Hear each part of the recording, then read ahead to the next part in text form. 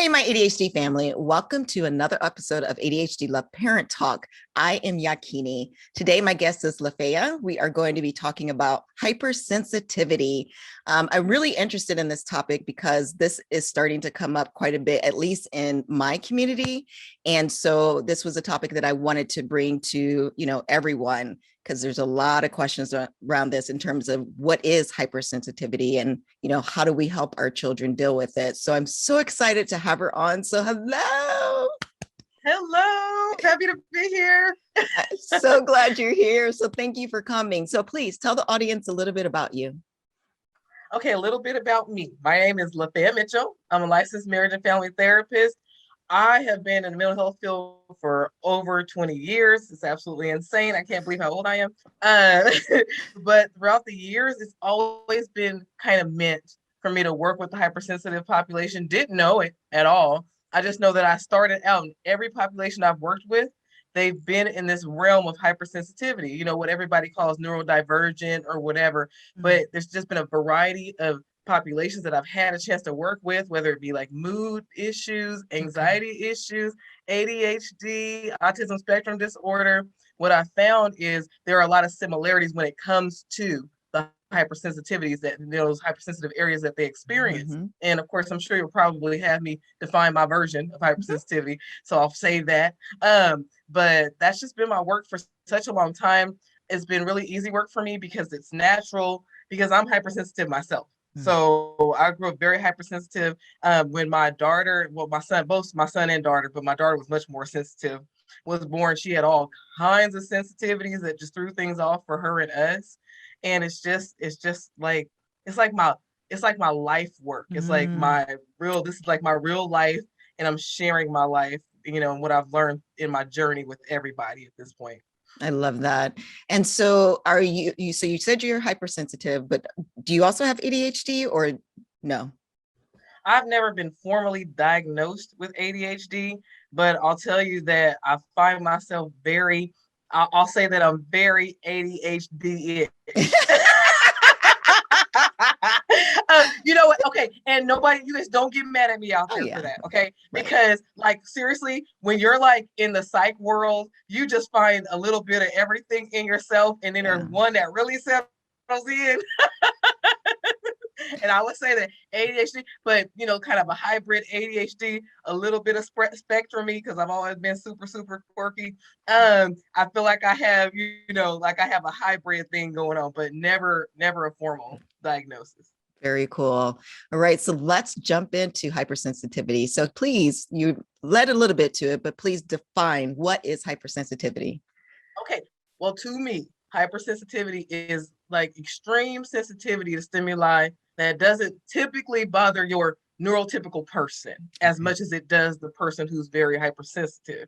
And I throw on top of that, so we're talking about, of course, the five senses, but I also throw on top of that my sixth element that I tend to teach people about, which is that emotion soaking piece. So people, they acknowledge, like with your empaths, their strong ability to kind of soak in the emotions of other people. So I have this thing that I call emotion soaking for those who they aren't considered empaths. Like they don't seem very empathic at all, right? They go to the other side of it, which is, please stay away from me. You're overloading me, right? Yeah. And so there needs to be an explanation for that particular phenomenon for them as well. So that's what I call emotion soaking, the unintentional sponging of the feeling energies of everybody, of those around us, right? And I would say, take it even further. I say those around the world, because right now it's being felt even more strongly because there's like a worldwide pandemic of anxiety going on. Right. So those who are hypersensitive, strong emotion soakers, like a lot of us are having an extremely hard time at this point in life, like even more so than ever in life before. That is powerful. So what are some of those signs that you see? Like, how can you tell if a person is hypersensitive or if your children are hypersensitive? Okay, well, just having like extreme sensitivity to where other people are non-understanding people treat you as if there's something wrong with you. So like, you can't stand loud sounds or being in crowds, or, or certain things, really cause what people call an exaggerated response. I have to be careful with that, because when I write it, it can hurt a person's feelings because I can put down Yeah. exaggerated, but I don't mean exaggerated like I think it's exaggerated. Other people tend to. So the dog barks and that kind of drives you nuts. When your kids are running around too much, that might drive you nuts. And for kids, it could be like for my daughter, it was just cars passing by, like sounds that wouldn't usually bother people really bothered her. Smells can bother you more than they do others. Like you're just extra sensitive. You're having a really hard time when everybody else is like, okay, I don't see all that, right? It's all of that stuff that makes us kind of know, or helps people to know that they're dealing with a hypersensitive individual. And is it really connected? Because you said there's a sixth sense, the emotional piece. So is it really connected to all the senses? Okay, so yes, it's connected to all the senses, and the stronger the level of emotion soaking, that sponging off other people's feeling energies, the more susceptible you are to the other sensitivities. So it becomes more amplified. Like your sensitivity to even smells, everything can be with the stress, especially of other people's energies, can cause an uptick in your sensitivity to those other stimuli. Oh, I never knew that. I think about my son, and so the pieces that he's very sensitive to is sound, like you said. I mean, I remember us going to what is it called? It's not the cowboy one. It was a pirate show, and it was really loud inside, and he was just covering his ears. We took him to, my family took him to the monster truck show, and you thought he was going to have a panic attack. And just like noise, like you said, just like a car passing, or, because I used to live in the neighborhood where everything was just loud, all of that, he would just cringe and close his ears and say it was just too loud. He also had the same thing with sight. And then I don't want to say separately, he's also my emotional being, right? So I always wonder if those things are tied together. Now that you're talking about it, is he more prone to it just because he's such, and he even now at 11, almost 11 years old says, I'm just too emotional. And I'm like, no, you're fine. Right. So right. How do you know those things are really tied together? Well, because in all the work that I've been doing for all these years, first, that was one of the first things I was able to identify in the kids that I was working with, first and foremost. So it was with my level, okay, because we try to, as practitioners, kind of come as a blank slate, or I used to, I don't even try anymore, and always present, because it was harming the kids, and always present as if we have all of our stuff together all the time, like we never have an emotion about anything. And the truth was, I was having a hard time at a certain point in my life previously. And this kid, when I was having a good day, everything was so much easier. His sensitivities were less, and all that. But if I was having a bad day, a tumultuous day, I would not be showing it on the outside, try to show the same professional, same tones, all that kind of stuff. And this kid was going nuts, right, with every other stimuli. And so that was when I first picked up on it. But through the years, just working with the kids, I've always noticed that with the increase in anxiety level of the parents or whomever it is that they're around, or even for them, if their anxiety levels are higher already, then their sensitivities are so much more. And I'm going to use the word exaggerated, but you guys, I don't mean it in that bad way where you should judge it. Okay. So much more amplified is a better word. Gotcha. Okay. And so this is why a lot of parents, they're like, well, why could you handle certain things, right? There could be certain sounds that maybe is not as upsetting to a kid right when they're having a good day, right? But if they're having an off, if they're already feeling emotionally off, or somebody else is emotionally off, you'll notice they'll have higher sensitivity. People are like, why does it bother you so much right now? Like, this seems like manipulation. It doesn't bother you that much, right? But that's where that comes from. Oh, that is really interesting. So we're going to really dig into tying it to ADHD, because that's one of the things that I always thought that it was only connected to. So how do you know it is? Well, how can ADHD be tied to hypersensitivity? I know you said there might be some similarities. And is it really ADHD? Is it hypersensitivity? Is it both? Like, how do you know the difference?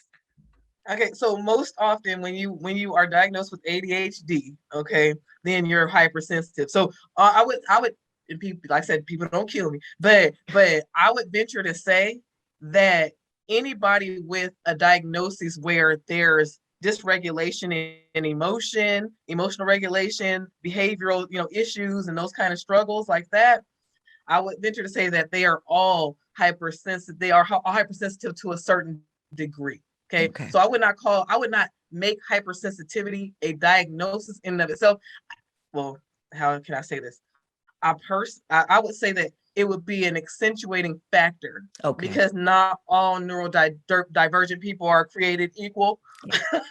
Mm-hmm. Right. Yep. And so the level of sensitivity, there really is a spectrum of the level of sensitivity. So I would say it would be something like a pay attention to how it enhances the experience of the person. I see. Right. So that you can work with them accordingly, or you kind of, as parents, work with them accordingly, as as teachers or whatever, work with them accordingly, so that you don't try to put them into this little cookie cutter. This is, oh, okay, this is what ADHD, this is a huge mistake. This is why I want people to understand hypersensitivity. A huge mistake that people make at home all the time. They don't mean to. Schools make all the time. Law enforcement makes all the time. Is they act like when a person has a certain disorder, which I hate that word, certain disorder, that it's all supposed to look the same. So a person could easily have an ADHD diagnosis. It shows up differently than what they believe it looks like, which is, for most women, they end up either never getting diagnosed late in life, right? All these things. So it doesn't show up the way they think that it should. So they discount the experiences of that person, right? And then they also, for the same thing for, a lot of different other disorders. And so it's just time now to understand that there are different levels of hypersensitivity. If you understand hypersensitivity better, then people will stop being as mistreated as they are for having amplified or, higher, more symptomology. Okay. And so how do you work with children? So like, I mentioned my son, and, over time, he has gotten better when it came to sound. It was really when he was younger that it was just so much. And it wasn't like when he was 1 or 2. I mean, this was up to probably about 5, 6 years old. So now he recognizes the sound, but it doesn't make him cringe like it used to, but he's loud. Right? Like he talks very, very loud. Very common. And you're like, I'm like, honey, I'm right here.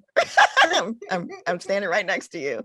Maybe you're at an 8, and I'm gonna need you to move to that, that 5-ish. Exactly, right. Library, boys, library. Anyways, how do you help your children, no matter what the situation is? How can you help them work through those situations? Okay, now, well, one piece is this, and I think some people feel like kids should grow out of certain things, right? But it sounds like if he's been showing improvement, and now, with age, then it sounds like you are very understanding about what goes on with him. One of the biggest, huge factors that disrupt a child's ability to just kind of be able to start to make adjustments is that they are judged for it. People treat them as if there's something wrong with it, and people get angry, and all that, emotion soaking piece gets in the way. So people, when you have a lot of that, you're actually blocking your child's ability to improve. You're actually taking, and not unintentionally, okay, unintentionally amplifying what's going on with them by your reaction to it, right? So if you move into a place of understanding, which is that's a huge part of my work. If you move into a place of understanding and you teach them, you problem solve, and you give them kind of little tips and tricks and little things they could use, then it becomes, oh, baby, okay, no, there's nothing wrong with how you are. Just understand that you have a sensitivity in this area. Why don't you try this, or this, right? To try to help yourself out, right? So same with my daughter. It was terrible when she was a baby. She had no language. She could not explain. She could not describe what was going on for her. But the older she got, the more I was able to teach her how to describe it. And sometimes it was just through her actions. So at 2, she had command of some language, but right, not the greatest, right? So I taught her for sounds, because she would cringe and scream with every siren or car that passed by too fast or whatever. I taught her to jump, cover her ears, because she automatically jumped. It was a visceral response. Cover her ears and say, I don't like that, right? That was our first step.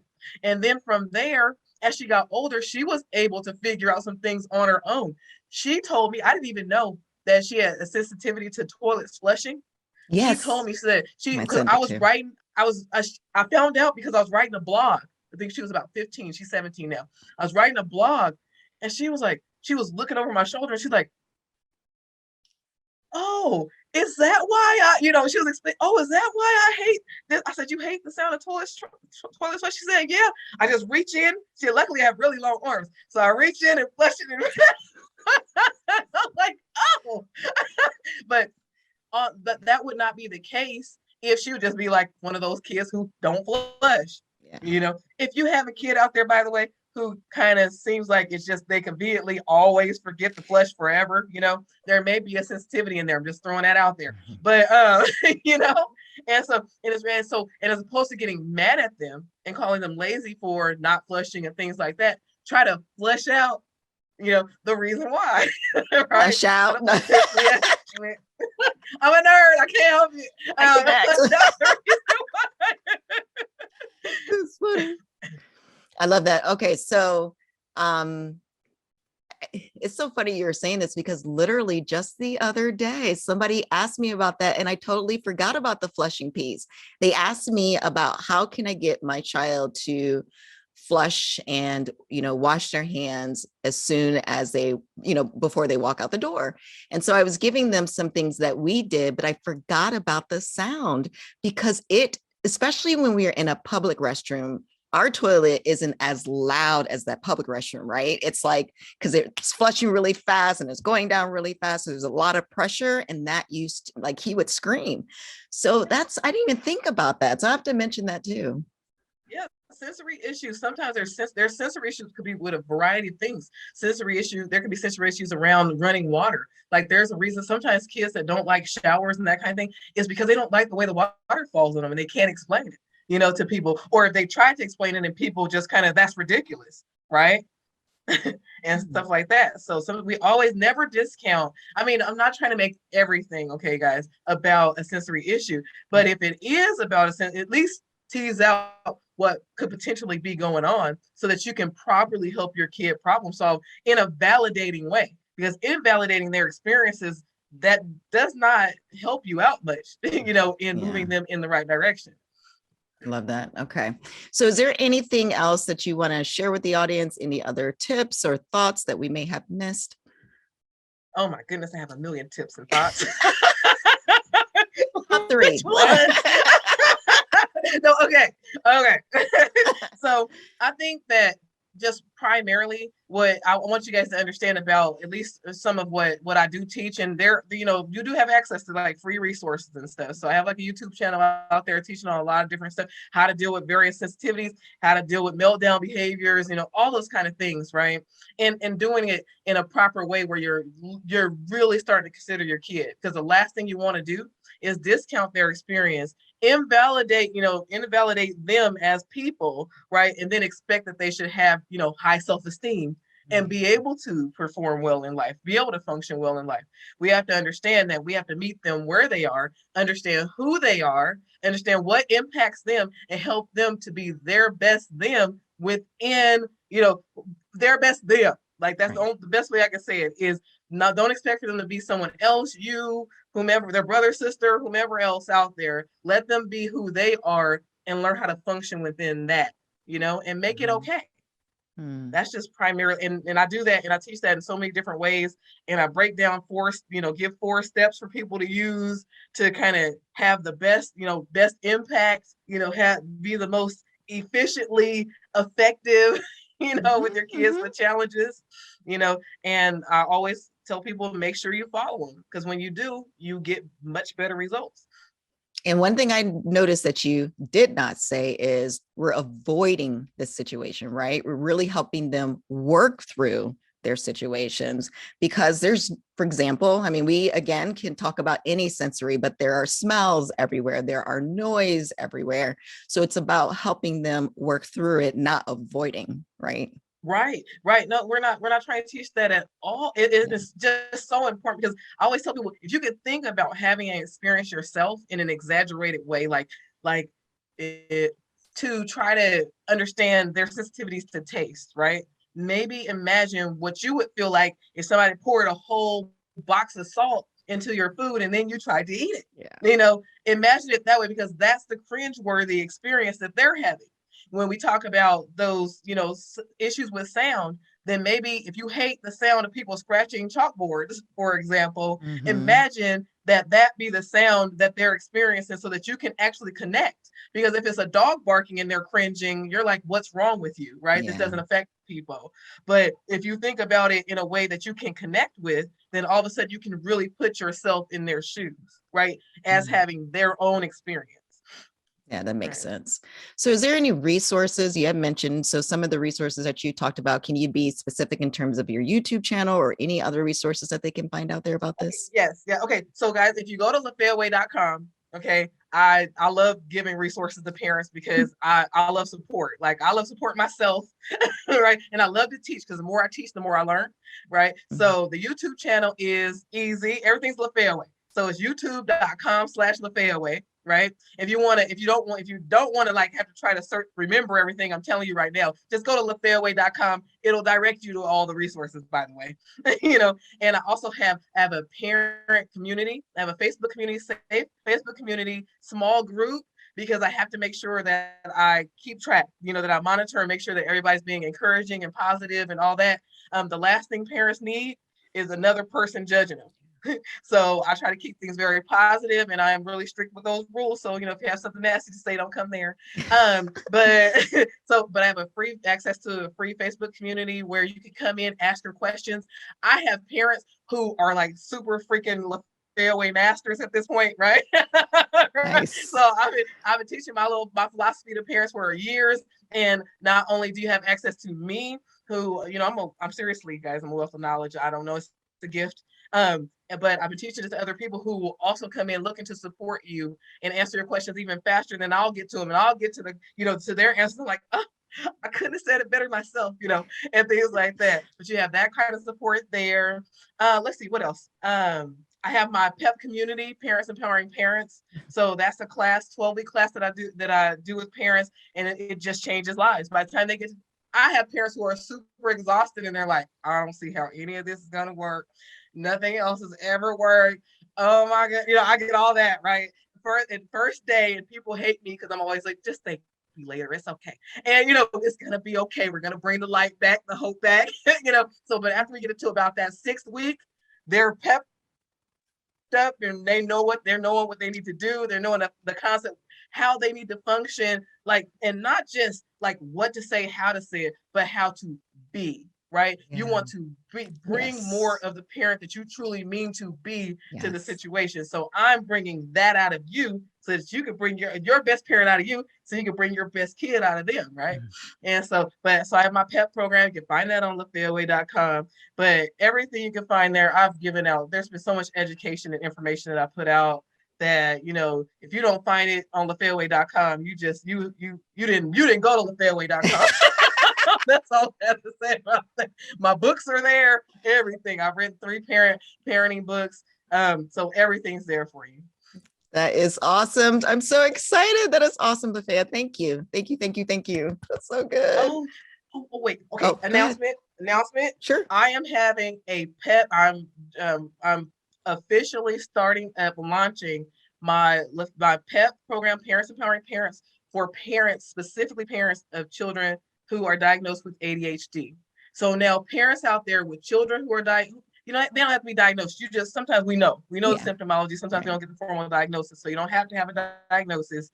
But if you have the symptoms in there, then come learn. And it's not just for your kids, it's for you too. You're going to learn how to manage yourself too, because honestly, most parents who have kids diagnosed with ADHD, they either have a little bit of it themselves or a lot of bit of it, have whichever one you want to admit to.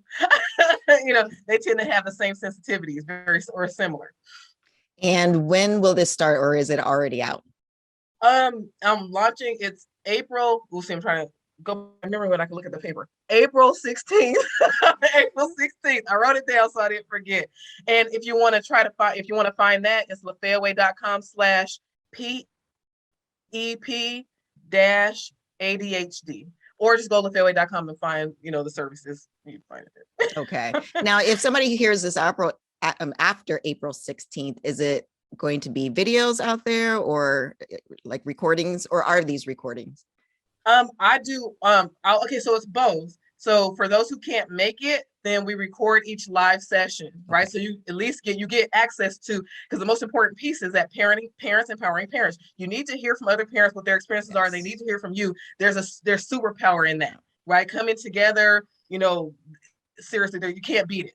But yeah, so it's live. It's the live classes. I run every 12 weeks, and I tend to stagger. So I tend to have 2 classes going at a time. So if you miss April 16th, then you can hop in, and it's one that will be coming up maybe somewhere between 2 to 3 weeks later, and we'll get started. But it won't have that specific, unless I get, if I get a large response, then of course I'll run them specifically for the parents with children, with ADHD. As long as there is demand, I'll Gotcha. stay specific. But for that particular one, April 16th, I'm doing it for the ADHDers now. That's cool. Thank you. Well, thank you. Thank you so much for coming on and sharing all of that. I appreciate it. Yes, thank you for having me. Absolutely. All right, everyone, that closes up another episode of ADHD Love Parent Talk. If you want more content like this, make sure you hit that subscribe button and hit that notification bell, because every time a video comes out, you will be notified. And if you like this content, and I think it was absolutely awesome, make sure you hit that like button. All right, everyone, have a wonderful day. Bye. Bye.